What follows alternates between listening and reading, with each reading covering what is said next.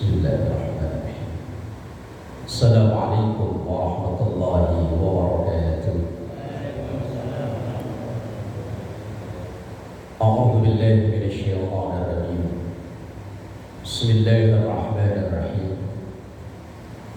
Alhamdulillahi wahdahu. Wassalatu wassalamu ala Rasulillah. Wassalatu wassalamu ala nabiyyina Muhammad ibn Abdillah wa ala alihi wa ashabihi wa man tabi'a rusydah. Subhanaka la ilma lana illa ma 'allamtana innaka antal alimul hakim. Rabbi shrah li sadri wa yassir li amri wahlul 'uqdatam min lisani yafqahu qawli waj'al li waziran min ahli. Amma ba'd. Hadratal ulama wal qurama wa hadratal jamaah Masjid Jami Baitul Taqwa, yang semoga kita semua diberkahi, diridhoi dan dikaruniai sehat afiat, panjang umur dalam taat ibadah kepada Allah Subhanahu wa taala. Alhamdulillahirabbil alamin, memuji dan bersyukur kepada Allah di pagi subuh yang berbahagia ini kita dibangunkan kembali oleh Allah dalam keadaan sehat afiat. Semoga ini menjadi wasilah kita menjadi hamba Allah yang lebih baik. Amin ya rabbal alamin. Mengawali taklim pagi yang berbahagia ini, mari kita bersama mendoakan kedua orang tua kita yang masih ada. Kita doakan semoga selalu sehat afiat, yang telah tiada semoga ditempatkan di raudhah min riyadil jannah. Kita doakan semua guru-guru kita doakan semua orang yang berjasa dalam hidup kita. Kita doakan yang telah mewakafkan, memperjuangkan masjid dan segala kegiatan di Masjid Baitul Taqwa ini. Kita doakan anak cucu keturunan kita, semoga semua dijadikan salih, salihah, keluarga kita, keluarga sakinah, mawaddah, warahmah, rezeki yang halal dan barakah. Kita juga doakan apabila ada di antara jamaah masjid ini yang saat ini sedang sakit, semoga segera diangkat penyakitnya. Juga kita doakan keluarga kita dimanapun berada yang sedang sakit, semoga diberikan kesembuhan oleh Allah. Dan juga warga yang tinggal di sekitar Masjid Baitul Taqwa ini, apabila ada yang sakit, semoga segera diangkat penyakitnya, diberi sehat afiat. Al-hadiniyah wa ila hadratin Nabiyil Mustafa Muhammadin sallallahu alaihi wasallam. Syai'un lillahi lahum al-Fatihah. A'udzu billahi minasy syaithanir rajim. Bismillahirrahmanirrahim. Alhamdulillahirabbil alamin arrahmanir rahim maliki yaumiddin. Iyyaka na'budu wa iyyaka nasta'in ihdinas siratal mustaqim siratal ladzina an'amta 'alaihim ghairil maghdubi 'alaihim waladdallin.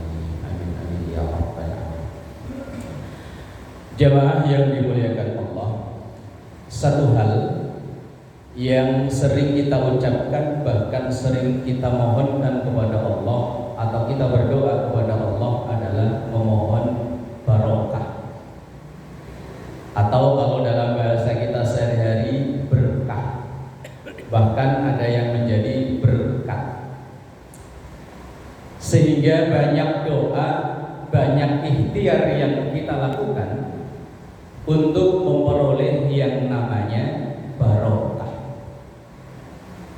Di antaranya ketika di bulan Rajab saat ini, doa yang terdapat dalam kitab Musnad Ahmad yang masyhur dibaca, apalagi kalau pengajian ibu-ibu biasanya seakan-akan jadi lagu wajib menjelang pengajian, menjelang taklim dimulai. Allahumma barik lana fi Rajab wa Sya'ban wa ballighna Ramadan. Allahumma ya Allah, barik lana, karuniakanlah keberkahan kepada kami fi Rajab, bulan Rajab ini yang saat ini kita berada, wa Sya'ban, dan juga bulan Sya'ban, bulan depan, wa ballighna Ramadan, dan pertemukan kami, panjangkan usia kami sampai bertemu dengan bulan suci Ramadan. Ini doa kita setiap masuk bulan Rajab. Kemudian setiap kita akan makan, doa yang sangat masyhur, Mulai dari anak-anak kita masuk ke PAUD, ke TK udah diajarin doa ini. Cuman kadang kita yang tua begini malah lupa. Begitu udah kenyang, selesai makan, baru keinget itu doa. Ketika kita mau makan, doanya juga minta berkah. Minta barokah, Allahumma barik lana fima razaqtana wa qina adzabannar. Ya Allah, berikanlah keberkahan dari segala apa yang telah Engkau rizkikan kepada kami. Wa qina adzabannar, dan jauhkan kami dari siksa api neraka. Dengan wasilah makanan yang kita makan, kita mohon keberkahan kepada Allah dan mohon dijauhkan dari api neraka. Lanjut, setiap kita hadir di prosesi akdun nikah, begitu mengantin laki-laki mengatakan udah qabil tuh, kemudian saksi mengatakan semuanya sah. Ini kadang yang jadi salah kaprah, begitu sah tepuk tangan. Kalau acaranya di luaran, di jalanan, monggo lah silakan tepuk tangan. Tapi kalau di dalam masjid, jangan. Kayak orang nepokin ngeplek burung, begitu sah tepuk tangan, ngeplek. Ya. Tapi ini sudah memasyarakat, sudah sering saya jumpai. Ya Allah, apa mereka nggak pernah ngaji? Begitu sah bukannya doa, malah tepuk tangan. Doa yang sahih yang diajarkan oleh Rasul Sallallahu Alaihi Wasallam saat kita hadir di acara akad nikah atau kita hadir pada resepsi pernikahan, doa yang diajarkan oleh Rasulullah juga minta berkah. Barakallahu laka wa baraka alaika wa jama'a bainakuma fi khair. Ini karena kalau kita hadir ya wes asal salaman, apalagi kondangannya di gedung, kelirak-kelirik, mana soto, mana somai, kadang salaman juga enggak malah. Ini doa yang diajarkan oleh Rasul setiap kita hadir di akad nikah atau di prosesi akad nikah atau di resepsi pernikahan. Barakallahu laka wa baraka alaika wa jama'a bainakuma fi khair. Barakallahu laka, semoga Allah memberikan barokah laka saat engkau lagi berbahagia, saat engkau lagi senang. Tapi juga wa baraka alaika, semoga Allah tetap memberikan keberkahan alaika kepada engkau pengantin, alaika saat engkau lagi nanti tertimpa masalah. Orang berumah tangga ya sebulan 2 bulan masih honeymoon ya happy aja. Tapi bulan berikutnya setahun 2 tahun mulai punya anak, mulai masalah ekonomi dan lain-lain, mulai ada masalah. Tapi doa yang kita sampaikan wa baraka alaika tetap dalam keberkahan Allah alaika saat lagi susah, saat lagi masalah. Wa jama'a bainakuma fi khair, dan semoga tetap disatukan oleh Allah dalam kebaikan. Kemudian saat kita mengucap salam, kemudian salam kita dijawab, di situ juga ada doa minta berkah. Assalamualaikum warahmatullahi wabarakatuh. Di ujungnya minta berkah. Ini dari beberapa contoh doa yang sehari-hari kita lakukan yang meminta berkah. Kemudian ikhtiar kita, usaha kita juga berbagai macam cara kita lakukan untuk minta berkah. Bahkan kadang dibela-belain sampai datang ke tempat-tempat tertentu ketika ditanya minta berkahnya. Kita orang Nahdiyin ini kan pada hobi ziarah kubur. Ziarah kubur ke makam wali-wali Allah, ziarah kubur ke guru-guru kita, ziarah kubur ke orang-orang tua kita. Di antaranya ketika ditanya ngalap berkah. Kadang sampai melakukan sesuatu hal juga tujuannya ngalap berkah. Kalau kita dulu budaya santri, kalau kiai habis ngajar begini, kemudian minumannya nggak habis, yuk santri rebutan minum. Ketika ditanya ngapain sih rebutan minum kiai, ngalap berkah. Bahkan dulu Pak, di kampung saya zaman saya kecil itu ada seorang ulama besar namanya Mbah Abdullah Salam, gurunya Kiai Zulfa. Itu beliau kalau hadir di acara akad nikah, beliau itu dulu senangnya minum teh botol yang botolnya pakai beling. Itu beliau minum sedikit, kemudian sisanya ini diambil sama tuan rumah, dicampur ke minuman teh yang nanti disuguhkan ke tamu. Kalau zaman dulu kan, kalau di kampung kan orang hajatan kan minumannya nggak begini, minumnya teh. Teh direbus di drip yang besar gitu. Kemudian sisa minuman dari Mbak Abdullah Salam tadi dimasukin di situ. Ketika ditanya apa bilangnya? Ngalap berkah dari para kiai. Bahkan sampai zaman kita kecil dulu sering diajak sama orang tua, diajak sowan ke rumah kiai-kiai.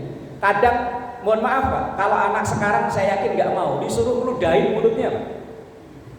Mangap-mangap udah cuh. Kalau ditanya apa? Biar berkah. Paling dia ya pengen diusap pala. Pengen macam-macam. Ini beberapa hal yang dilakukan usaha untuk memperoleh berkah atau barokah. Lalu apa sih sebenarnya barokah atau berkah itu? Kadang kita ini salah mendefinisikan berkah atau kurang tepat mendefinisikan berkah. Sehingga terkadang orang memaknai berkah itu kalau sepanjang hidupnya dia selalu sehat. Waduh, Pak Haji sehat, hidupnya berkah ya sehat, mulut saya lihat kok nggak pernah sakit. Seakan-akan ukuran berkah itu orang yang selalu sehat. Lah kalau berkah itu hanya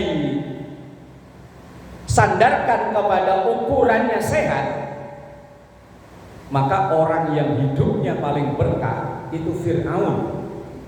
Dalam catatan sejarah, orang yang tidak pernah sakit dari lahir sampai mati itu Fir'aun.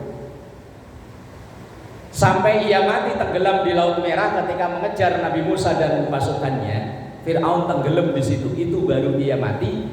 Dalam catatan sejarah, sepanjang hidupnya nggak pernah sakit. Maka kalau berkah ukurannya nggak pernah sakit, Fir'aun hidupnya paling berkah. Maka justru malah kita harus bertanya-tanya, seandainya kita kok dari kecil sampai sekarang belum pernah ngerasain sakit, jangan-jangan ada gen Fir'aun dalam tubuh kita. Maka ketika kita dikasih sakit, pilek, ya, alhamdulillah, berarti bukan keturunan Fir'aun. Badan bangun tidur pegel-pegel, pinggang pegel, leher pegel, padahal alhamdulillah berarti bukan keturunan Fir'aun. Lah kalau berkah di ukurannya selalu sehat, Nabi Ayub mungkin hidupnya yang enggak berkah. 18 tahun beliau sakit. Hatta diceritakan dalam banyak sirah, dalam banyak kitab-kitab sejarah, sakitnya Nabi Ayub selama 18 tahun itu sampai sebagian kulitnya ini, dalam tubuhnya ini, kalau orang Jawa bilang dagingnya itu gogroki. Gogroki apa Indonesianya? Rontok. Bahkan yang nggak mungkin kita bisa tiru. Itu dalam tubuhnya itu ada kayak ulet atau belatung gitulah. Asal belatung itu jatuh ke tanah, diambil sama beliau, dibalikin ke badannya. Ketika ditanya orang-orang, Ayub, kamu ini sakit, banyak belatung di tubuh kamu, ketika jatuh kok kamu ambil lagi? Dia bilang apa? Mas, ini belatung diciptakan oleh Allah, rizkinya, makannya, ya memang daging saya ini. Lah kalau dia jatuh ke pasir nanti mati, gimana rizkinya? Nabi Ayub, kita misalnya ngambil jambu, digigit semut, kita matiin itu semut satu, yang gigit kita satu Pak, itu sepohonan, kalau perlu kita ambilin obor, kita bakar semua, padahal yang gigit satu. Semut yang lain nggak salah apa-apa. Kita lagi makan, mau makan. Begitu makan udah siap, ikan ada 3, diambil satu sama kucing. Yang ngambil itu mungkin udah lari, entah lari ke Bojong apa lari ke Pulau Gadung, kita nggak tahu. Itu asal ada kucing lewat, kita tuduh itu kucing. Untung kucing itu nggak bisa membela diri. Kalau dia bisa ngomong, bisa membela diri, bukan gua yang nolong. Jadi berkah itu tidak selamanya ukurannya sehat. Kadang ada yang memaknai berkah itu kalau rezekinya lancar, usahanya lancar, duitnya banyak.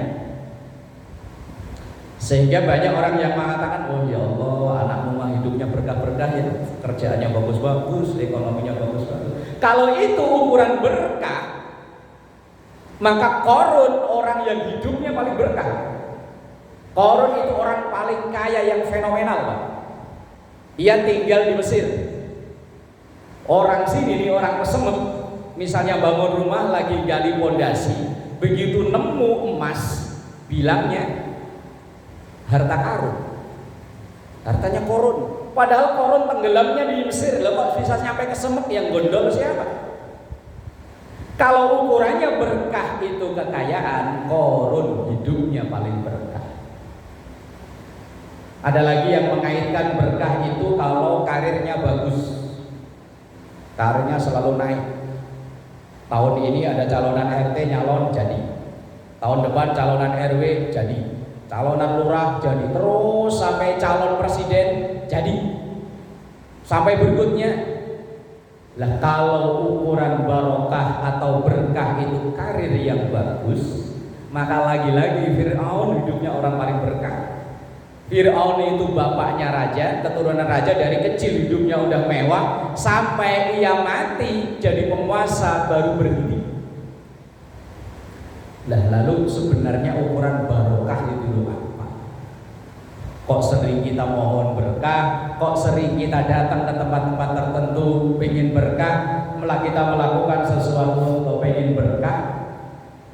Al-Imam Ibnu Rajab Al-Hambali dalam makalahnya beliau mengatakan begini, berkah itu adalah kullu ma yazidukum fi ta'atillahi ta'ala. Berkah itu adalah segala sesuatu, segala kondisi, segala keadaan yang menyebabkan kita ini menjadi hamba Allah yang lebih taat. Itulah yang disebut dengan berkah atau barokah. Asal kita ini menjadi hamba Allah yang lebih baik, baik dari sisi hablum minallah, hubungan dengan Allah, atau sisi hablum minannas sesama kita ini, inilah yang disebut dengan berkah atau barokah. Kita mau makan, Allahumma barik lana fima razaqtana wa qina adzabannar. Habis makan kok kita kerjanya lebih semangat, ibadahnya lebih semangat, makanannya berkah. Lah kalau habis makan kok malah ngantuk, muak, tidur, kerjanya males, ibadahnya males, makanannya nggak berkah. Dulu waktu masih kontrak, ibadahnya males-malesan. Begitu udah punya tempat tinggal sendiri, punya rumah sendiri, ibadahnya jadi tekun, sama sesama tetangga jadi lebih baik, berarti rumahnya berkah. Ilmunya nambah.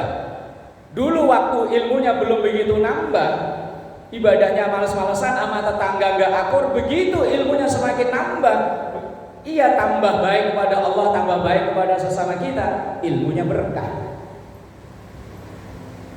Jadi berkah itu patokannya yang bisa ngerasain ya kita sendiri, Pak. Kalau kita ini menjadi pribadi yang lebih baik, baik itu hubungan kepada Allah melalui sholat, puasa, haji, atau hablum minannas dengan sesama kita ini silaturahmi, bersedekah dan lain-lain, itulah yang namanya berkah atau barokah. Atau dalam definisi lain yang disampaikan dalam kitab-kitab tasawuf, berkah itu adalah ziyadatul khair wastimraruhu wasubutuhu. Berkah itu adalah bertambahnya kebaikan, wastimraruhu, dan terus menerus, wasubutuhu, dan tetapnya kebaikan dalam diri kita sampai kita mengakhiri kontrak hidup kita kepada Allah di dunia. Lah itu yang disebut dengan berkah atau barokah itu tadi.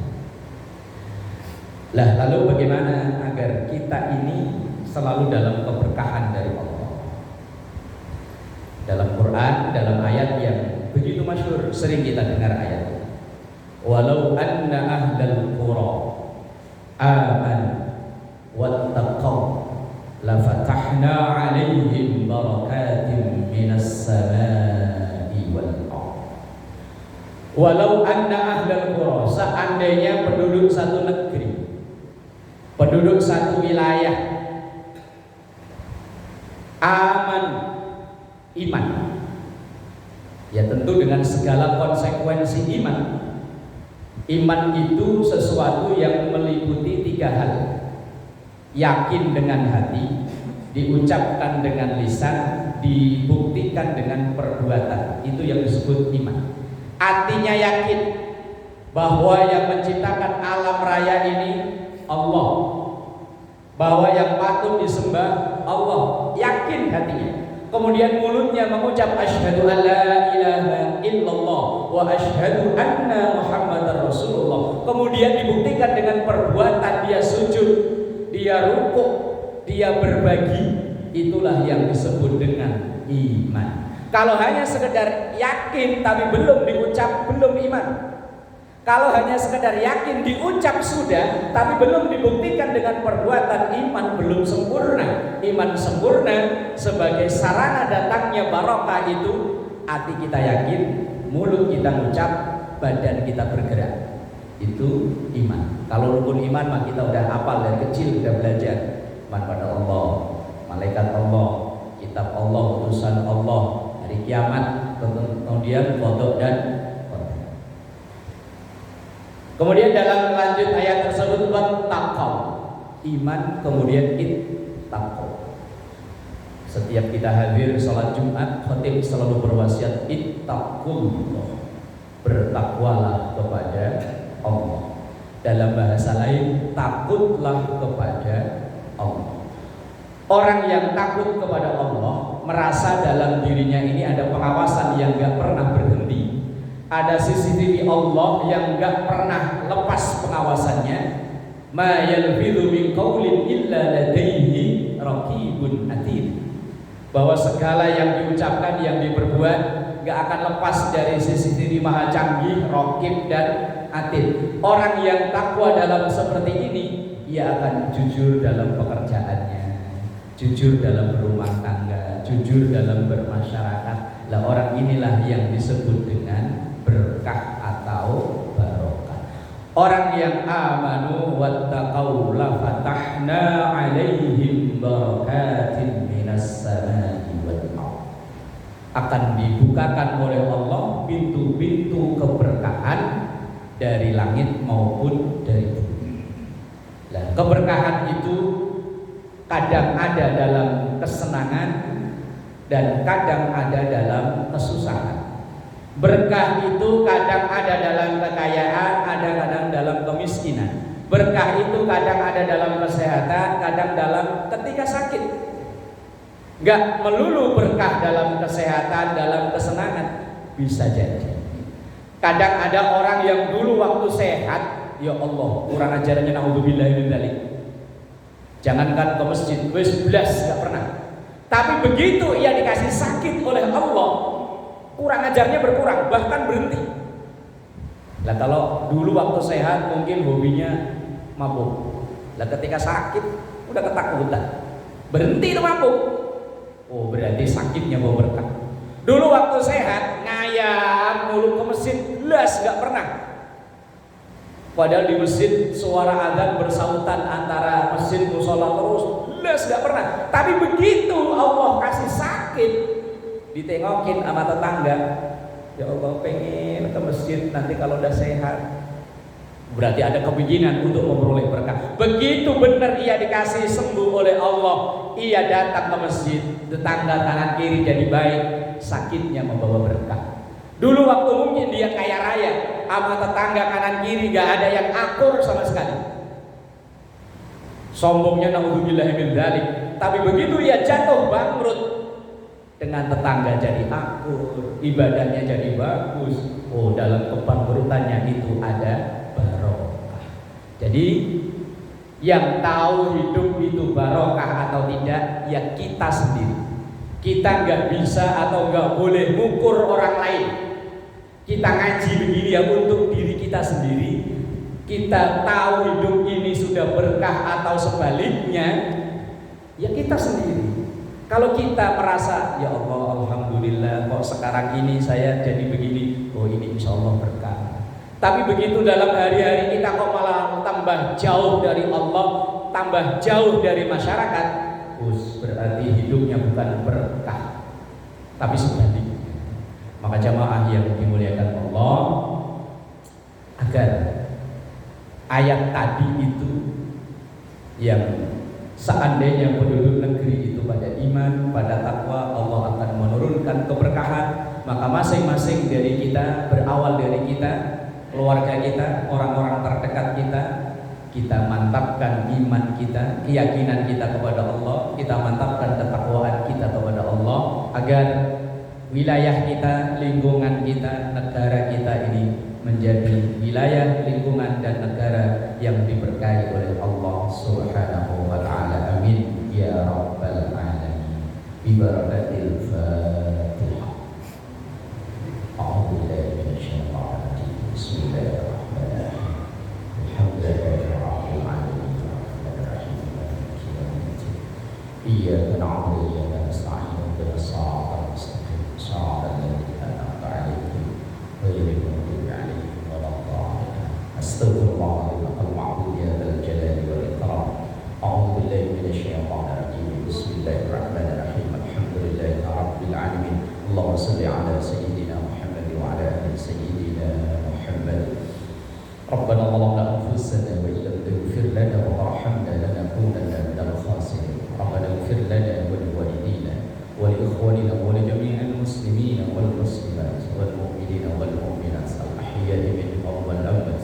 Allahumma ij'al auladana wa ahlana wa dhurriyyatana min ahli al-ilmi wa ahli al-khair wa ahli al-quran wa la taj'alna wa iyyahum min ahli al-sharri wal-dhayri wal-isyan. Allahumma barik lana fi Rajab wa Sya'ban wa ballighna Ramadan wa ballighna Ramadan wa ballighna Ramadan. Rabbana atina fid dunya hasanah wa fil akhirati hasanah wa qina adzabannar. Sallallahu ala sayyidina Muhammad wa ala alihi wa sahbihi wa sallam. Walhamdulillahi rabbil alamin. Terima kasih dan mohon maaf dan Allah wa iyyakum ajma'in. Wassalamualaikum warahmatullahi wabarakatuh.